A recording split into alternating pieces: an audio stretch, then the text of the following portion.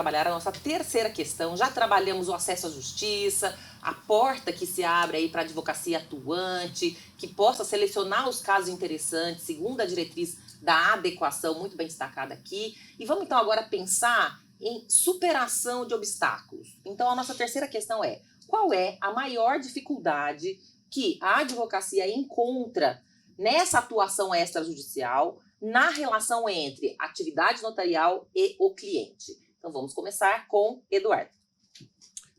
Bom, respondendo na verdade a tua pergunta, Fernanda, eu acredito que na verdade, assim, a preocupação maior do advogado entre a expectativa do cliente e a viabilidade do ato junto ao cartório.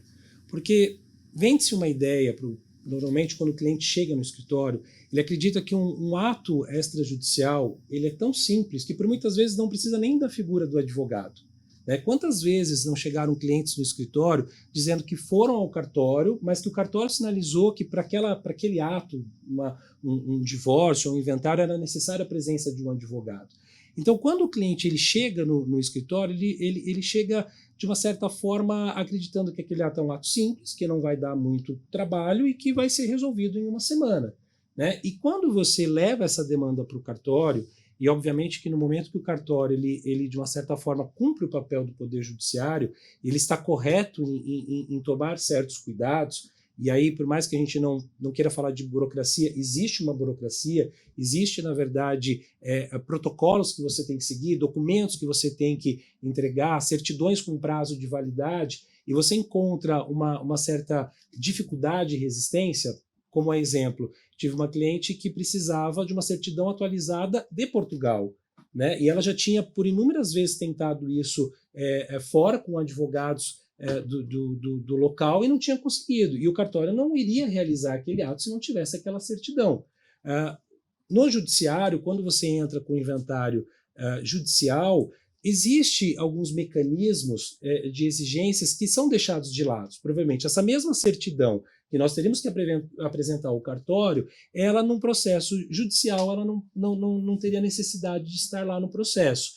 Né? Agora, a dificuldade que eu vejo particularmente como advogado é de atingir a expectativa do cliente e mostrar para ele que sim, é algo que é possível ser feito de uma forma mais célere, é algo que vai resolver lá a demanda dele num tempo mais escasso, mais reduzido do que o do Poder Judiciário, mas não é algo necessariamente simples, que eu vou conseguir resolver em uma semana. Né, que eu tenho que seguir algumas diretrizes do cartório, porque, como eu disse, no momento que o cartório assume esse papel do Poder Judiciário, ele está mais do que certo, mais do que adequado em se cercar de todas as maneiras.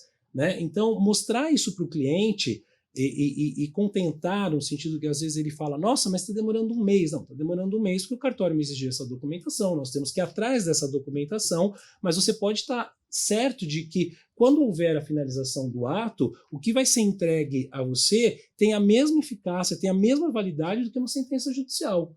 Então, a dificuldade, né, para que resumir em si, que eu sinto particularmente como advogado que está à frente da advocacia extrajudicial, é a expectativa do cliente, o que é passado a ideia que o cliente tem do que seria o trabalho no cartório e do que realmente é. Né? Mas, assim, é óbvio que muitos dos atos a gente consegue reduzir um tempo expressivo aí em relação à expectativa do cliente.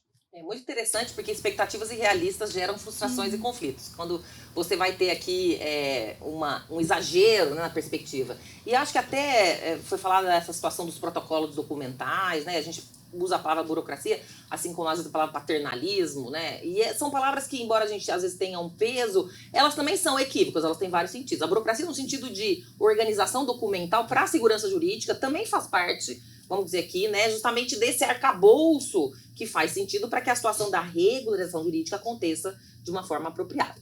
Então, Priscila? Eu quero dar uma complementada no que o doutor Eduardo falou, porque assim, a diferença brutal que existe entre um juiz e um tabelião é que o juiz ele tem uma liberdade de atuação infinitamente maior do que a do tabelião. O tabelião, ele não pode, ele não tem poder de canetar como um juiz tem. Entendeu? Então, se a parte quer fazer um acordo aqui, ali, que isso vai ter uma implicação tributária, o juiz consegue passar por cima disso, autorizar e sair aquele acordo do jeito que as partes querem e tudo bem. O tabelião, ele é estritamente adstrito ao que está no testamento, ao que está no contrato, ao que precisa ser feito. Eu não tenho essa liberdade, essa maleabilidade. Entendeu? Então, realmente, às vezes os cartórios ficam com essa pecha de burocrático, mas não é burocrático. É o caso que a gente não tem a liberdade para dispensar uma certidão. Embora eu, por exemplo, eu olho a certidão e falo, tá claro que essa certidão aqui está correta, não precisaria ser atualizada, mas eu tenho uma norma da corregedoria que me obriga a pedir com um determinado prazo aquela certidão. Um juiz tem a liberdade de falar, não, essa certidão serve. O tabelião não. Agora, outra coisa que eu acho que é o gancho da gente falar, por outro lado, né, que há 22 anos que eu estou na profissão, eu escuto isso e as pessoas não sabem, as pessoas confundem. Primeiro que as pessoas confundem as 7 naturezas diferentes de cartório que existem. Eu sou a Priscila, tabeliã, e a Érica, minha amiga, é registradora civil. O tabelião, ele é de livre escolha. Então, independentemente de qual lugar do país você esteja, você pode escolher o cartório de notas que você quer usar. O advogado pode escolher o tabelião que vai ser parceiro dele naquela determinada demanda. Não é necessário se dirigir ao tabelião de notas da localidade onde está o seu cliente, né? Ainda mais que a gente agora fala em ato eletrônico, que você assina tudo pelo celular. O registro civil é diferente. Sempre que há um registrador, então registro de imóveis, registro civil, o cliente não tem liberdade de escolha. Ele precisa praticar o ato naquele determinado cartório. Embora hoje em dia também, com a Lei 14.382, você pode, né, vai mudar de nome, você pode procurar qualquer registrador, porque eles estão interligados. Mas, então é isso, o advogado, ele precisa ter um tabelião da confiança dele. A equipe de escreventes que já está acostumado a trabalhar, isso tudo vai facilitar, né? Porque é uma via de mão dupla. Porque também, gente, advogado é um bicho criativo. Porque eles vêm com cada tese. E uma coisa é o que, por exemplo, a Priscila, professora acadêmica, acha. Eu acho que pode renunciar ao direito concorrencial, eu acho um monte de coisa. Eu sou a favor do poliamor. Agora, pergunta se a Priscila Tabelian pode lavrar. Não pode. Então, tem muito isso. E o advogado também, eu acho que precisa se cercar de profissionais extrajudiciais que sejam estudiosos, que estejam num nível de debate do direito atual, né? Porque a gente sabe que tem colegas, tanto advogados quanto cartorários, né, registradores e tabeliães, que não estão estudando, não estão por dentro de tudo quanto é decisão, porque a nossa jurisprudência é uma loucura. O esforço comum na separação obrigatória, cada mês é uma corrente que a gente tem. Então, assim, essa liberdade que eu acho importante. E última coisa que eu quero pontuar, eu acho que as nossas associações falham na comunicação com a sociedade, porque do mesmo jeito que chega cliente no cartório e fala, mas eu não sabia que precisava de advogado, vai chegar cliente que também não sabia que poderia resolver no extrajudicial. Então, acontece muito lá no meu tabelionato do cliente querer resolver direto. Eu falo, não, olha, para o testamento você consegue fazer aqui direto, mas para o inventário você vai precisar de um advogado. Mas vai precisar de um advogado? Eu falei, vai, porque o papel do advogado é um, o papel do tabelião é outro. E até isso que deu problema no começo do 11.441 e hoje todo mundo vive em harmonia, porque o tabelião, ele não tem cliente. O tabelião, ele tem um usuário do serviço, embora a gente fale carinhosamente cliente, né? Mas quem tem cliente, quem é parcial, é o advogado. Então, é o advogado que vai fazer a reunião com o cliente e vai falar, olha, preciso realmente acertar esse detalhe, é melhor para você que fique desse jeito, é melhor para você que fique de outro jeito. O tabelião não, o tabelião só fala, tá dentro da lei? Podemos fazer. Entendeu? Muito interessante, eu quero também dar um depoimento. Eu tive uma situação em que eu orientei uma pessoa sobre a parentalidade socioafetiva, até objeto de um artigo que eu escrevi com a Érica.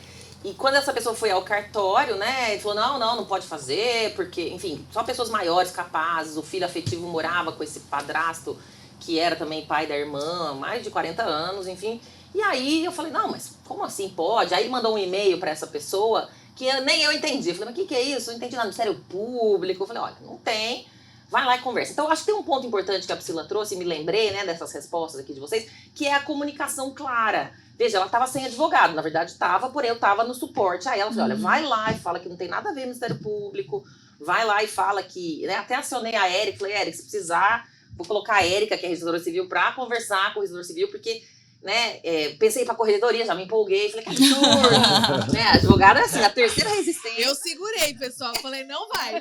Calma. Não vai. Calma, né, e realmente... Vamos entender essa comunicação que aconteceu. Exato, eu já fui aí, né, no lado mais litigioso, e no final das contas foi alterado ali o funcionário que estava à frente disso, e o que entrou muito mais antenado, né, como a Priscila mencionou, levou, fez as entrevistas e foi tudo muito tranquilo. Então, assim, o início da experiência foi muito ruim, né? E aí eu acho que a gente também tem que separar um pouco o que é o cartório, o que é a pessoa que está à frente do procedimento, o momento, a forma. Também não sei como é que essa pessoa abordou, né? Porque cá entre nós, eu só recebo ali uma parte dessa história. Então, mas eu fui municiando de argumentos e eu fui, não desiste, a lei desistir. Ah, não, eu vou desistir. Já fui lá 2 vezes e não vai dar certo. Eu falei, não desista. Então, acho muito importante por isso a advocacia, porque nesses momentos de dificuldade, a gente fala, olha, é uma dificuldade infundada, deve estar havendo algum ruído de comunicação, né, colocando panos quentes aqui, algum ruído de comunicação. De ambos os lados. De ambos os lados, que não está funcionando e, portanto, vamos avançar. Então, ela ficou muito grata, ela conseguiu, mas você vê, ela estava sem advocacia, mas não estava totalmente sem, porque acho que se ela estivesse sozinha, ela não saberia que existia, ela ficou,